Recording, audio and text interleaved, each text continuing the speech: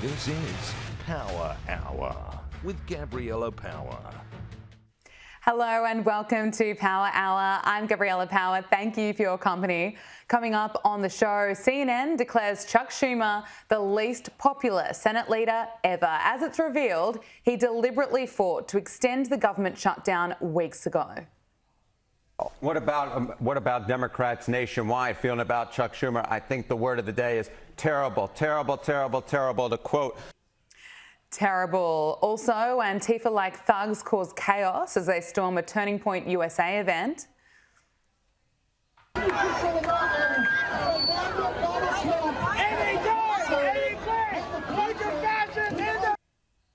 how does the media describe it?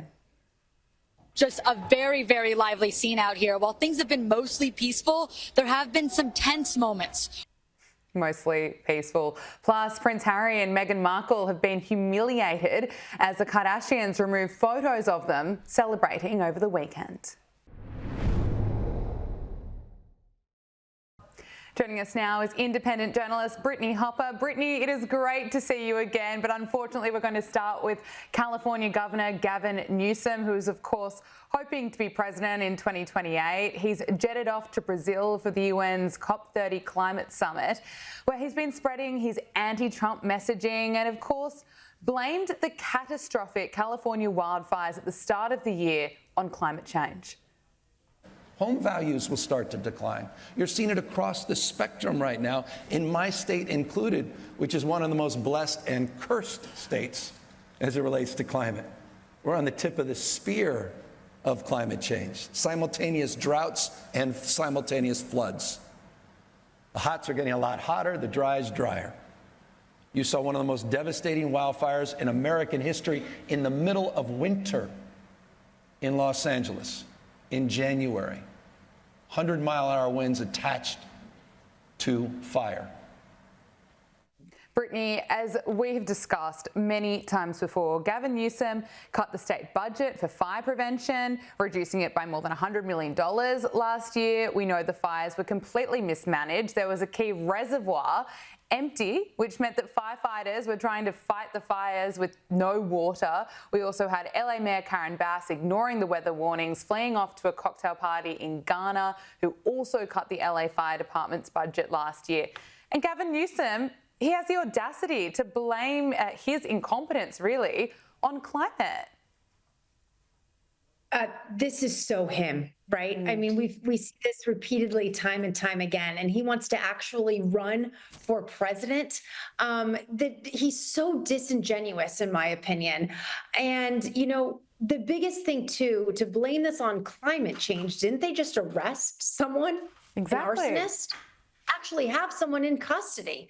And yes, everything that you listed, as you know, I was born and raised in California. I spent 40 plus years there. 2 years ago, we moved here to Florida. Why? Because Newsom has ruined the state, in my opinion. So I can't even imagine the possibility if he were to be running our country, what he could do. I don't even want to think about that, but to even just try to allude that those massive fires was because of climate change is absolutely ludicrous. But we see this time and time again with Newsom.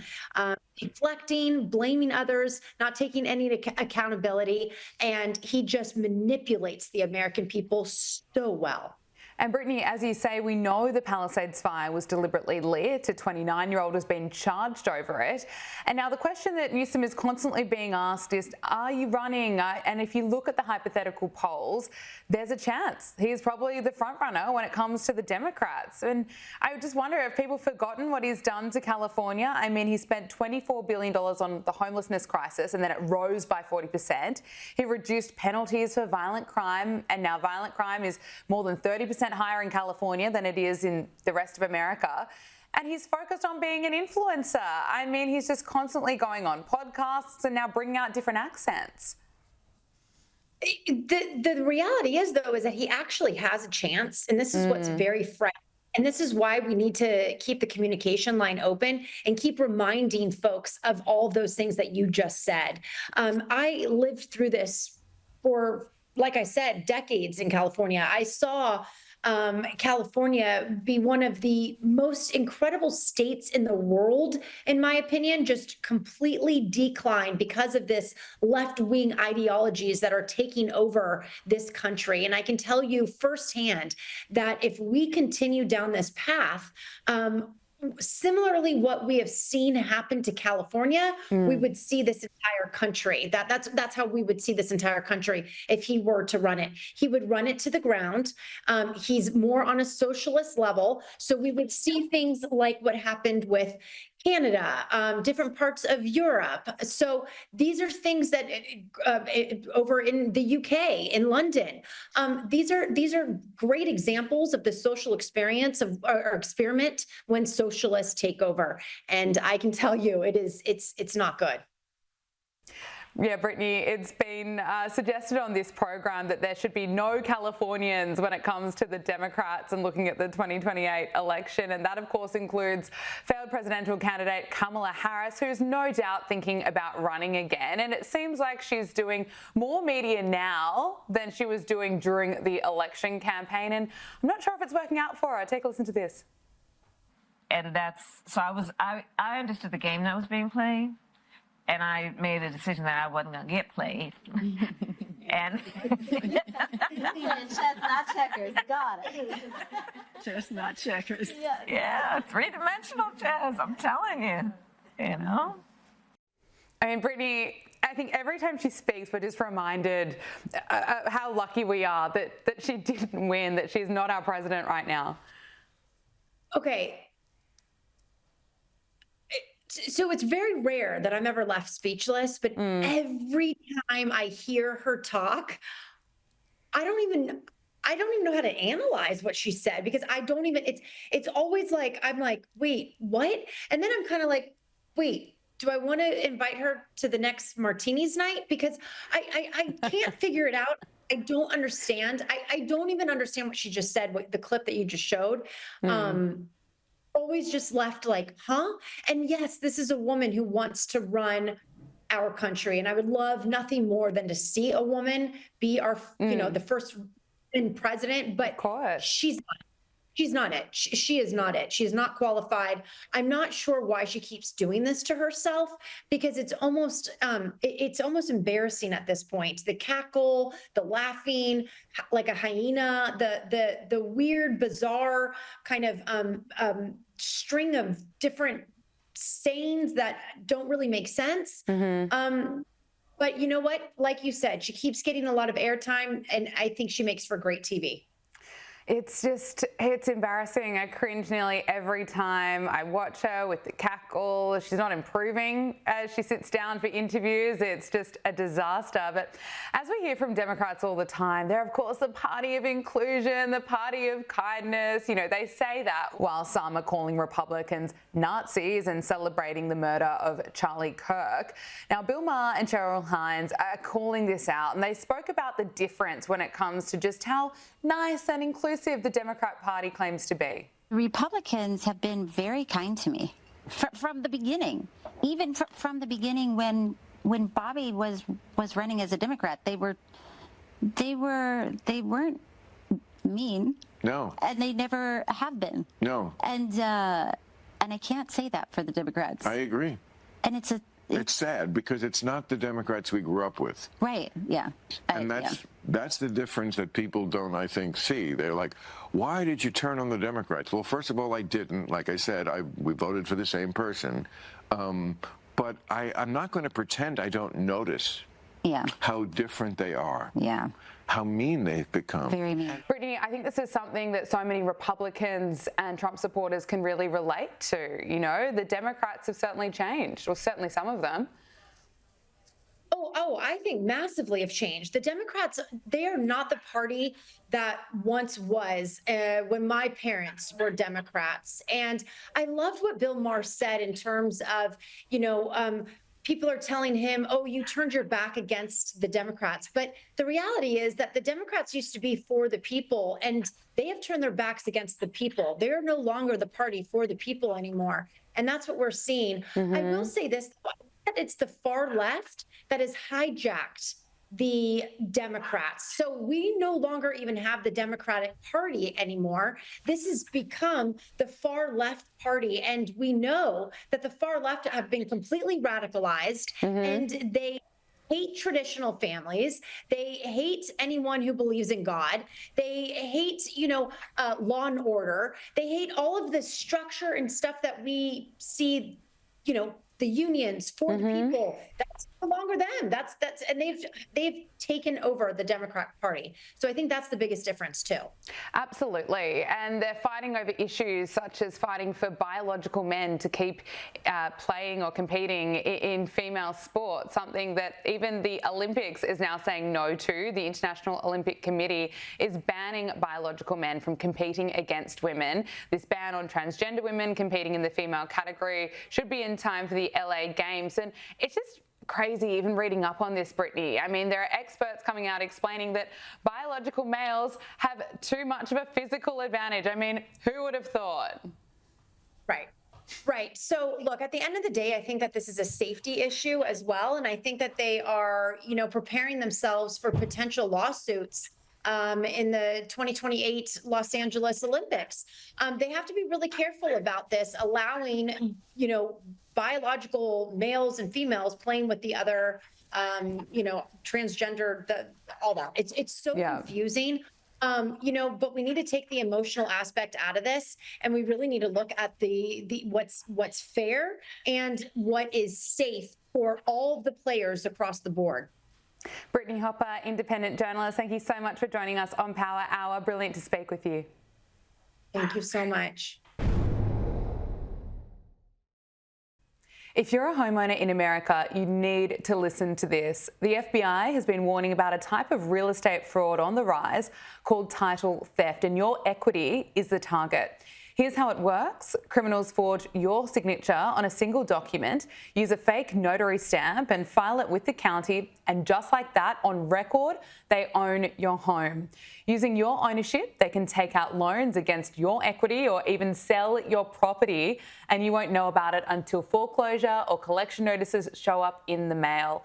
That's why I've partnered with Home Title Lock, so you can protect your equity and find out today if you're already a victim. Use my promo code POWER at hometitlelock.com and you'll get a free title history report and a free trial of their $1 million triple lock protection. That's 24/7 monitoring of your title records, urgent alerts to any changes, and if fraud occurs, their US-based restoration team will spend up to $1 million to fix it.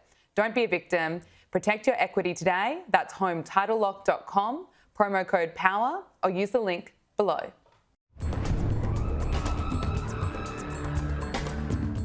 It's time for Media Meltdowns, and who wants to guess how the leftist media described the violent Antifa-like protests that broke out the front of a sold-out Turning Point USA event at UC Berkeley? Well, they described it as mostly peaceful. Yeah, things have been lively here. While that Turning Point USA event is still happening inside, protesters have been out here for hours. You can see them still here behind me. They have been chanting, just a very, very lively scene out here. While things have been mostly peaceful, there have been some tense moments. Earlier this evening, there was a scuffle that broke out where two men started fighting. UC Berkeley police had to break up that interaction. Later, someone was throwing smoke bombs and a car backfired, leading some of the people who were protesting to run away. Mostly peaceful, except for a bit of a scuffle. And let's play another clip of what actually unfolded that the media won't show you.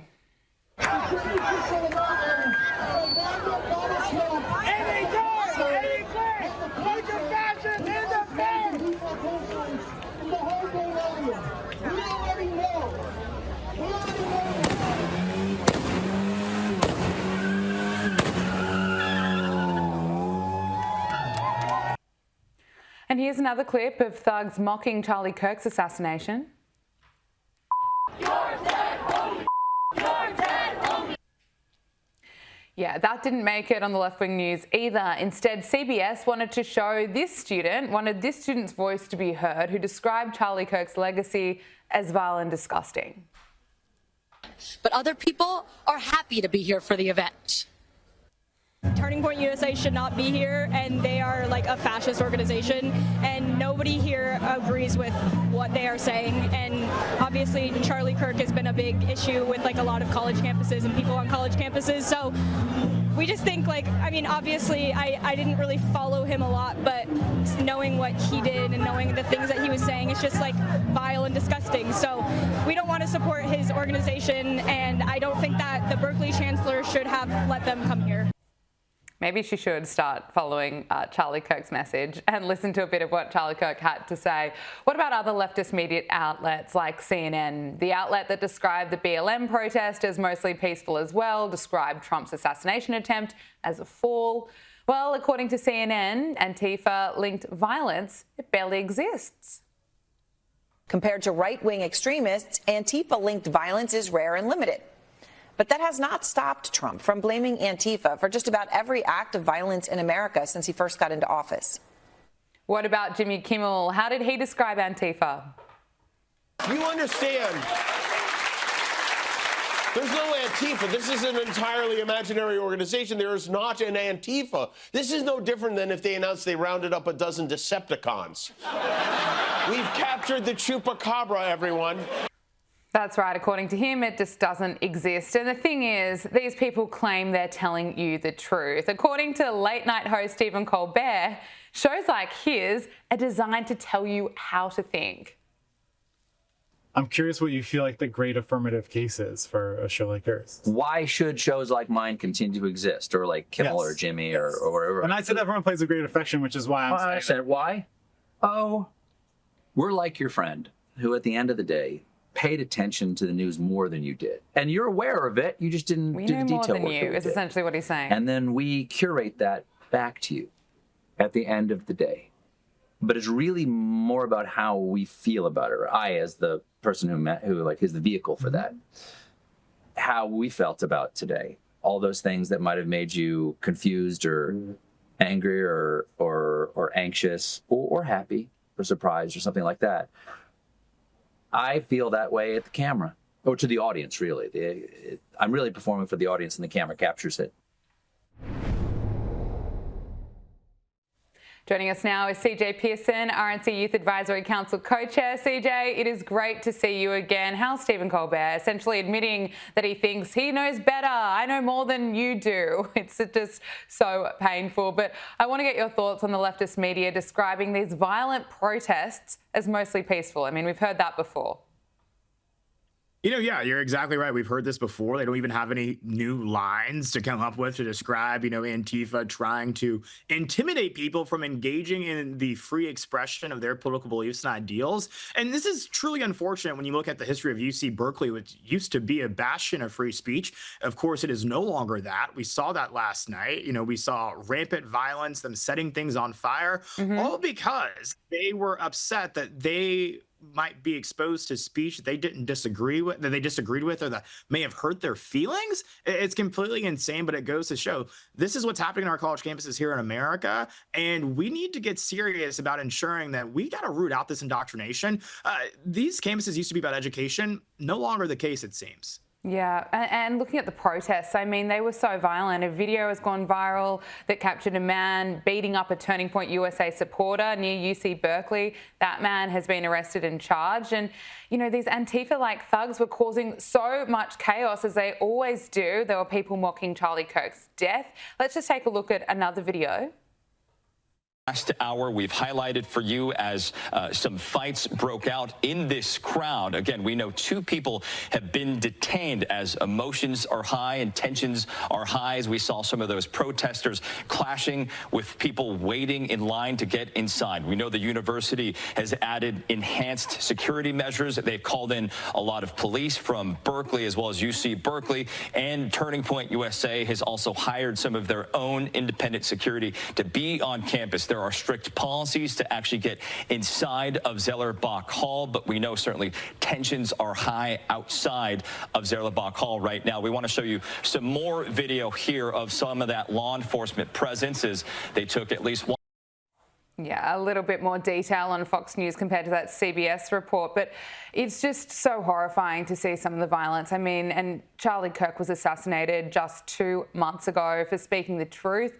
We heard an ABC reporter kind of romanticize the alleged assassin in a bizarre news report as more details were coming out about the assassin. Now, despite all of this, despite all these woke lefties who still describe Charlie Kirk as vile, there was a packed house at UC Berkeley for the TPA USA event. Let's take a look.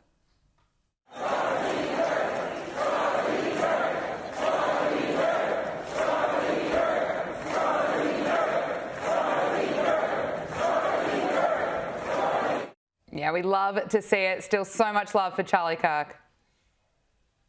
No, you're exactly right. And it goes to show that regardless of how, often these people try to censor free speech, I think people are obsessed with the idea of actually being passionate and going out and fighting for what they believe in now, especially in the wake of Charlie's death. I think we've talked about this often on your program, is that his passing created 1,000 Charlie Kirks, millions actually, right, across the world who are ready to, pick up the mic and fight for what he did. But what I find interesting about that previous clip more so is the amount of security that Turning Point had to bring on campus, the amount of police officers that had to be present at that event. I've never heard of a liberal campus event having to have that much security or that many, police officers present for them to be able to, vocalize whatever they believe in. Why is it only conservative events that have to make the investments in security that we're seeing at this event? It goes to show, they have never been the party of tolerance, and they certainly aren't here today.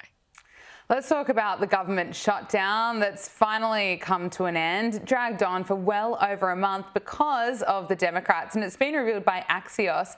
A group of moderates told Schumer they were ready to vote to reopen the government, but Schumer said no. He said, no, hold out until at least the beginning of November. He was privately fighting to keep the shutdown going. And look at how CNN is reporting just Schumer's popularity. He is the least popular Senate leader ever.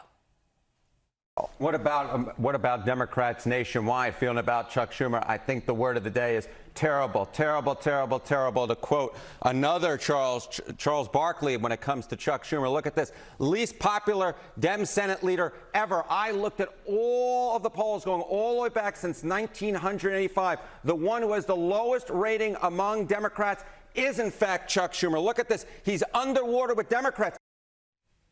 CJ, he's been exposed here. Absolutely exposed. And I think the reason he was probably privately fighting to continue the shutdown is because he was scared of mommy. And mommy in this case is Alexandria Ocasio-Cortez.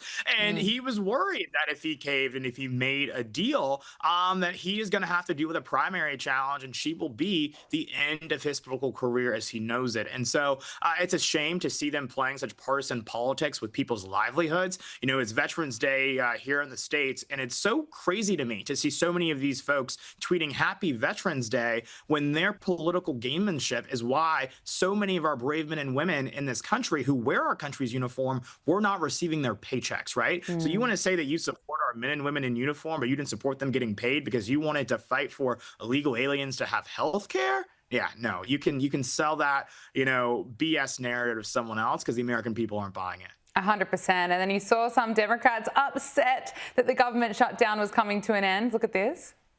Tonight, 8 Democrats voted with the Republicans to allow them to go forward on this continuing resolution. And to my mind, this was a very, very bad vote.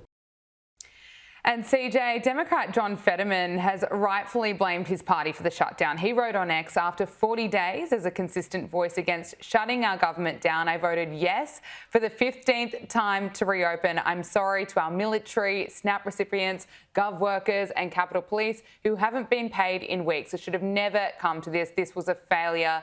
Now, CJ, I think if the Dems want to win people back, they should be acting a bit more like Fetterman.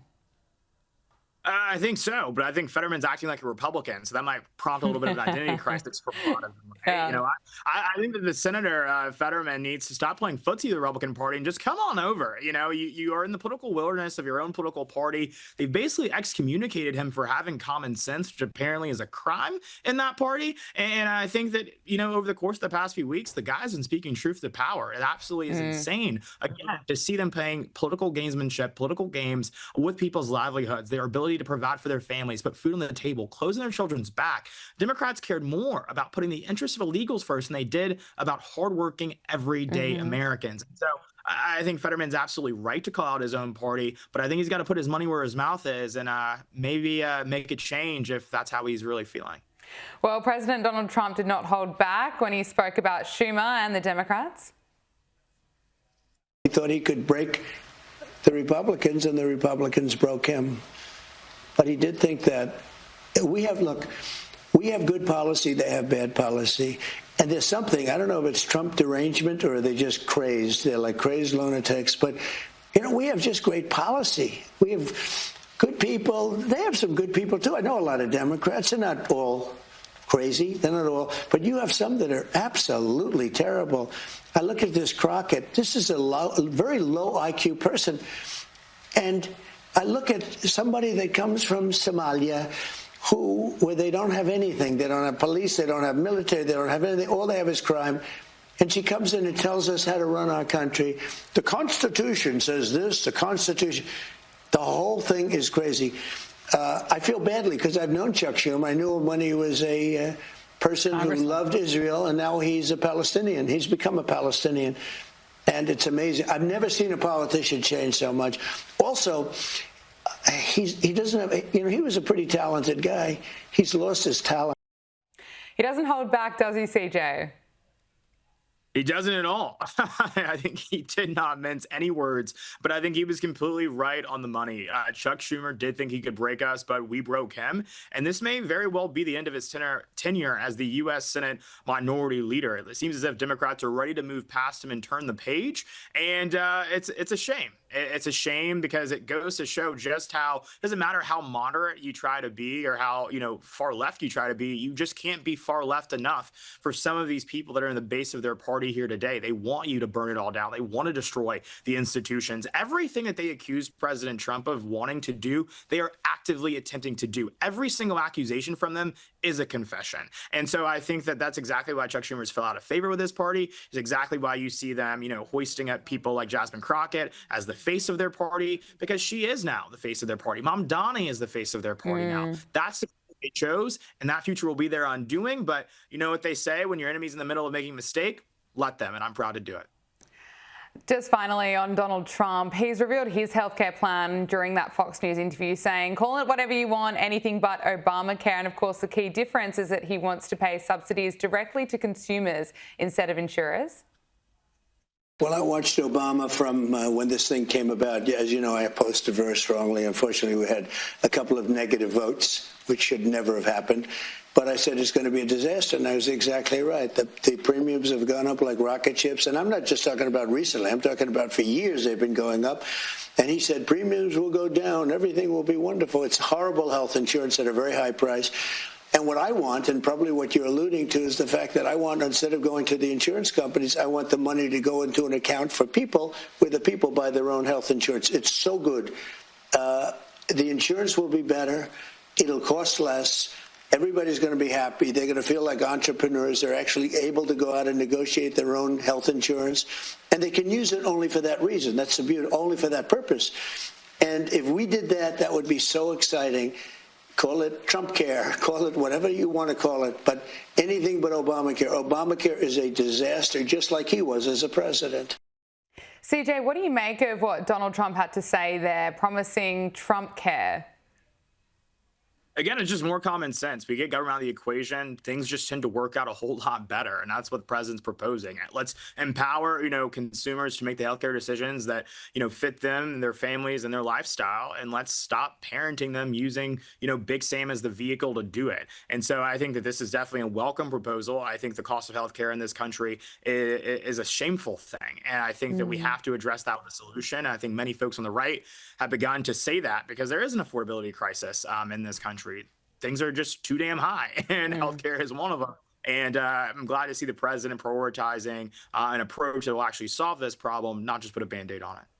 Now, CJ, as someone who's key in the MAGA movement, I want to talk about the infighting that's happening. It seems to be blowing up, especially after Tucker Carlson interviewed Nick Fuentes, who has, of course, said the most disgusting racist things that you could ever imagine. Ben Shapiro is slamming Tucker Carlson for platforming him. There are plenty of others that are all fighting publicly against one another. On the one hand, I, of course, think that it's great that Ben Shapiro is highlighting some of the vile things that Nick Fuentes has said, because that seemed to have been missed by Tucker Carlson in his interview. And it's, of course, it's important to call out your own side and be critical. But where is the MAGA movement at the moment? It seems like there's just a lot of fighting amongst each other. It's often ironic when you as a 23-year-old have to tell your older brothers and sisters in the movement to grow up, but I think many of them should.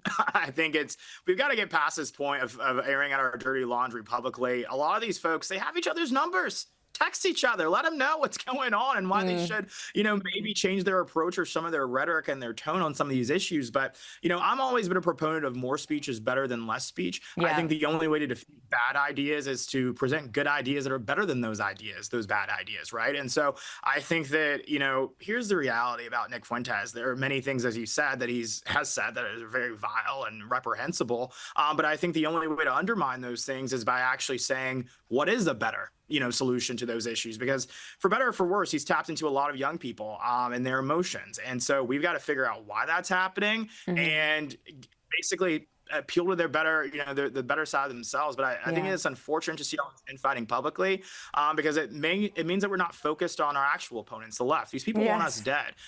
As we covered, earlier in this segment, these people are actively, mocking the death of Charlie Kirk, firebombing, pipe bombing Republican conservative events. Why aren't we talking about that? Why are we not aiming all of our fire at them? And so that's my concern with this. I'm saying condemn bad people, condemn bad ideas, do that if you please, but let us not lose sight of the actual enemy in all of this and what they want to do to this country. Yeah, I couldn't agree with you more. Just finally, actor Billy Thornton is calling out celebrities who bring politics to award shows. He made these comments on the Joe Rogan podcast, who also slams celebrities that want to talk about politics when they're accepting an award. Unless you have really studied stuff and really know about a subject fully, who the hell would want to listen to an actor or a musician talk about politics? You know what I mean? It's like, are we supposed to follow this? I mean, if we are, what if they lead you down the wrong road? CJ, maybe celebrities are getting it. I mean, just last week we heard from Jennifer Lawrence, who seemed to be reading the room. She's now stopping speaking about her anti-Trump beliefs. Maybe they're following the Sydney Sweeney model, it sounds like. What a trailblazer and leader Sydney has become. As Sydney said, when people, when she has something to say about something that she's passionate about, that she cares about, people will know. And also, too, I think she'll say it when people ask her to say it. And I don't think anyone's asking for any of these actors or actresses to weigh in on fiscal policy or healthcare reform in this country or the state of the Middle East, because frankly, I don't think Jennifer Lawrence is much of a subject matter expert on that. And so I'm glad that they finally discovered some humility, and that's rare in Hollywood, rare in Los Angeles. But it's, hey, credit where it's due. An epiphany delayed, I guess, is not one denied. So God bless them. CJ Pearson, great to speak to you as always. Thanks so much for joining us. Good to see you, my friend. Joining us now is Andrew Eborn, barrister, broadcaster and president of Octopus TV. Andrew, it's wonderful to see you. It's always wonderful to see you, the highlight of every week. So, Andrew, in a historic first, Princess Catherine has led tributes at a Remembrance Day service in the UK. The Princess of Wales stepped up to a role that's traditionally held by blood royals. Is that right? No, absolutely. And she was the epitome of dignity, the epitome of uniting the nation in remembrance and all due respect. November the 11th just happened here in the UK a few hours ago. She made her first ever visit to the National Memorial Arboretum. There's a bit of a mouthful for you. Anyway, she was there. She led the 2 minutes silence, and she personally laid a wreath to honour the fallen service members. She wore this military-inspired black coat. She wore 2 poppies on this occasion, probably for each of the world wars. She's previously worn 3 poppies, which basically was assumed to be a small tribute to her great-grandmother, who had 3 brothers who tragically died in action during World War I. She was absolutely brilliant. As I say, she epitomised all of the respect that we have for the fallen. She stood with veterans, she exchanged stories with them, and so on and so forth, including squadron leader Mark Long and Bosnian veteran Johnny Hayes, and others like the Royal Army Medical Corps veteran Hayley Lawrence. Elsewhere, we also had Queen Camilla, who did the Poppies to Paddington train initiative, and she lay a wreath at Paddington Station. And this came, Remembrance Sunday was a couple of days ago, and King Charles was there at the centre for Remembrance Day at the Cenotaph service. I was there as well, having been to the Tower of London previously for the service there with the Reverend Canon Hall, who's a very good friend. He was the former Queen's chaplain. Once she used to have 4 chaplains, and basically he's now obviously working with the king and others, and it's a wonderful way of uniting the nation in that respect and remembrance for the fallen. It's, of course, brilliant to see the Royals in action honouring veterans, but unfortunately this Andrew scandal is not going away. There are reports around how Andrew Mountbatten Windsor, of course formerly known as Prince Andrew, is spending his final days at Royal Lodge, and he's said to be ranting to himself. Is that right, Andrew? Well, we go from the tears of the crown to the tears of a clown, don't we? And every week we have more and more scandals. Apparently what's happening now, they're ranting claims. He's round there, he's had a meltdown at the manor, if you like. He's raging in the Royal Lodge. And it's probably the end of the party former prince. Apparently what's happening, he's ranting to himself. He's very upset about how he's being treated. And his ex-wife, Sarah, seeks solace in the secret doghouse bar. And she's apparently persuading staff members to stay late so she can have a drink with them while they basically lick their wounds. But it's been a terrible time for the former prince. As we say, every single week there have been these revelations. More and more emails have been leaked, and more people are trying to distance themselves from him. It's basically a lot of loneliness, a lot of soul searching is going on from this massive Royal Lodge, which you and I have spoken about previously. It's a 30-bedroom mansion where they've been living a number of years. He pays a peppercorn rent. As you know, he paid £1 million at the beginning of his lease, and then paid a tiny amount, a peppercorn, on the basis that he would obviously pay for the upkeep. He's now received this summons from the US to appear for the US Congress. Basically, when he sort of had this email revelation has come out saying to Epstein, "We are in this together." And they believe that he's got a lot of information that could help with their inquiries. He's supposed to respond to that by the 20th of November. Watch this space. He has resisted any temptation to answer questions beforehand. You might remember in that BBC interview, he said he would go on the advice of his lawyers. Well, certainly to date, he hasn't contributed to clarity in that sort of way. I always say that sunlight is the best disinfectant. Let's see what happens, but I wouldn't be too surprised if he does remain stumm. Yes, I tend to agree with you there. There are also questions over what the royal family is going to do with Andrew this Christmas, because it seems very unlikely that the former Duke will be invited to King Charles's family celebration on the Sandringham estate. Oh, no, absolutely. And we always say he's not going to be invited around at the Monopoly table. This is what the ruthless Prince William, as we called him, basically, he got his wish. Today, we're reminded daily about how uncomfortable he felt at the Duchess of Kent's funeral when Andrew was trying to sidle up to him and try to exchange a few words. And I know quite a few lip readers who can tell you what they really said under his breath. But the reality is, no, they are desperate to get away from Andrew. They're desperate. No one wants to be seen with him. So the concern is this, his Christmas nightmares.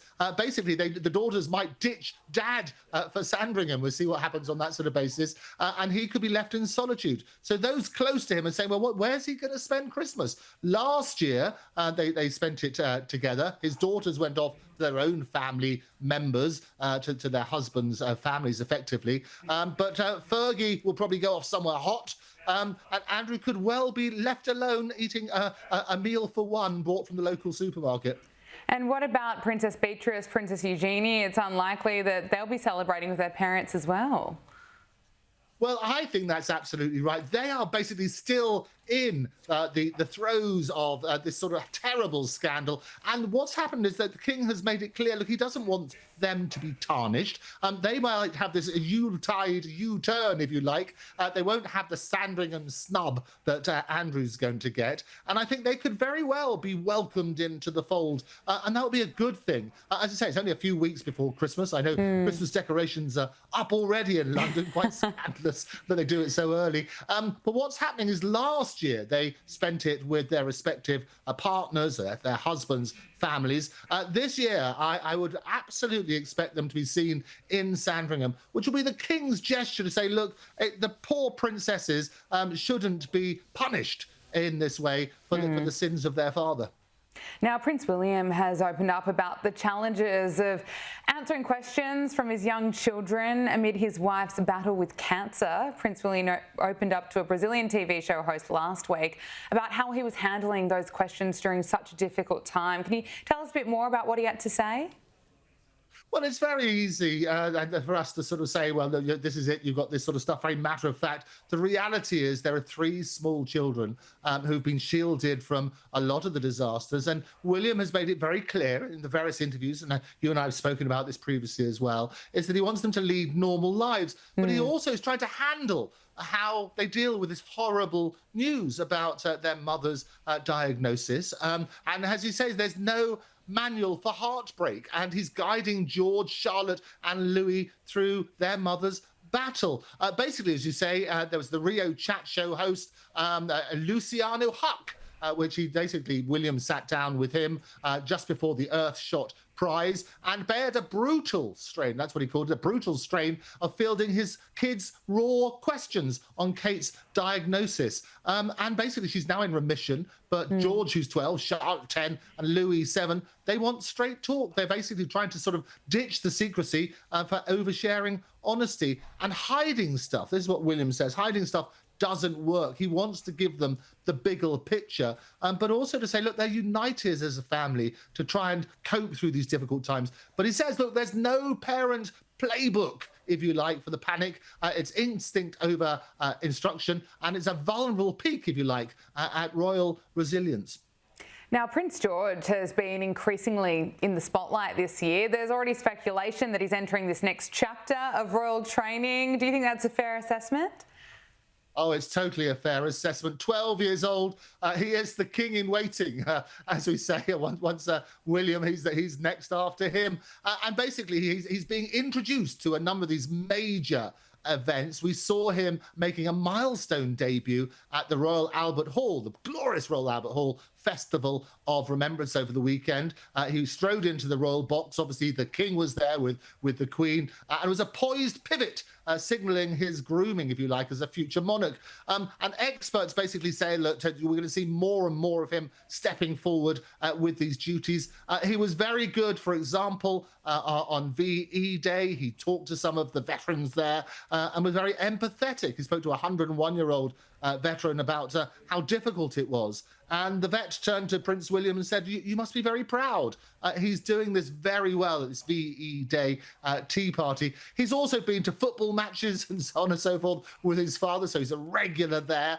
And basically he wants to sort of work on the premise that we're going to groom him to be the future monarch. Now, Prince William himself had quite a shock when he was found out that he was destined to be king, because he found out from his schoolmates. He wasn't really told much at home. Diana was very keen to sort of shield him away and so on and so forth. But what happened, he sort of discovered it in that sort of unguarded moment at school that he was the future king. What William wants to do, what Princess Catherine wants to do, is to break the news in their own way, what they call a controlled moment of their choice, rather than let him find out through his school friends. So that's going to happen. He's obviously been a familiar face for a number of times. You might remember those wonderful moments on his second birthday, just before his second birthday in 2015. He joined his great-grandmother, Queen Elizabeth, on the balcony at Buckingham Palace for the Trooping of the Colour. He was also seen down under in New Zealand, as just a few months old, when that's his very, very first public appearance. But we can expect to see more of him, and he's certainly, from what I've seen so far, is filling that role very, very well. Yes, absolutely. Now, it's been revealed that Meghan Markle is going to play, wait for it, herself in a new movie, Close Personal Friends. And the reports are that Prince Harry is actually happy about the career move because it might mean less intimate moments being shared on social media. I'm not sure if it means that, but what do you make of this new move by Meghan? Oh, I love it. It's brilliant, isn't it? She's been rehearsing for this role for 44 years to play herself. It's really good. What it is this acting comeback from Suits to Spotlight. It's the Royal Revenge remix, if you like. She's going to be making a return in what the movie is called Close Person Friends. The film also features Lily Collins, Bry Larson and Jack Quaid, and it follows two couples where one is famous and the other is not. Interesting. She's best known for her role as Rachel Zane in Suits, as you remember, but she's also had Hollywood roles in Horrible Bosses, Get Him to the Greek, and Remember Me. Well, we can't forget, can we? You talk about Harry being happy. Well, happy wife, happy life is what we're going to try and do, but the suggestion that she won't be there capturing those sort of candid moments, I'm sure we're going to see lots of on-set moments being shared in the appropriate way. What was quite touching, actually, and I think it's important to say, she talked about her early life in trying to, as a struggling actress, obviously mixed race, and she was saying there were very few roles available for her because the roles that people wanted was sort of girl next door, blonde hair, blue eyes, the sort of role that you would get Gabriella without any problem at all. But she talked about that, and she talked about actually how difficult it is and how resilient she has to be as an actress. And I have the joy, as you know, going down to Cannes regularly to speak at the different festivals down there. And I had a lunch with the wonderful Abigail Spencer, who was Meghan Markle's co-actor in Suits. And she was telling me some lovely stories about Meghan Markle, the good stuff we don't necessarily hear about. And bizarrely enough, it was also Rick Astley was there as well. So interesting times on that sort of basis. But there are some good sides. So she went through moments of self-doubt. She's opened up about that, and we're going to see more and more of her on our screens playing herself. How exciting is that? Well, look, we have to talk about the partying that they've been getting up to, Prince Harry and Meghan Markle. They're getting roasted right now after Kris Jenner and Kim Kardashian deleted photos posing with the Sussexes from Instagram. Now, of course, they both posted pictures and then deleted them. This is, of course, this was when they attended Kris Jenner's 70th birthday party. But what does that tell you? I mean, it's a pretty big move. Oh, it's a totally big move. A total shock, wasn't it? I was looking at the Instagram. People can still see it. It's up there. You go through the Instagram, they post of all sorts of other celebrities. But Meghan and Harry are not there at all. They're gone. So it's interesting. But they were there at what was the 49th anniversary of the 21st birthday, let's put it that way, of Kris Jenner. It was a 00700 Heaven themed party, which was lots of fun. And it was held at Jeff Bezos' Beverly Hills Pile. And in amongst the A-listers are people like Oprah and Adele and all sorts of things. And a lot of people were saying, well, look, Harry managed to turn up for one of the events with a poppy on, rather similar to what I'm wearing on my lapel. But Meghan got a lot of criticism because she didn't wear one herself. And she said, well, it's very difficult to find poppies in the US. Obviously, it's very easy to find edible flowers, but not easy to find poppies. Can find flower sprinkles, no problem. Time with Oprah Winfrey, Naomi Watts was there as well. There was broadcaster Gayle King, entrepreneur and TV personality Martha Stewart, and also Bill Gates. An extraordinary party, but when you look at the Instagram, it seems to have been airbrushed out. Very interesting indeed. Andrew Eborn, thank you so much for joining us here on Power Hour. Brilliant to speak with you. It's lovely to see you as always. See you next week. That is Power Hour. Thank you for your company. We'll see you tomorrow. Make sure you subscribe to Sky News Australia on YouTube.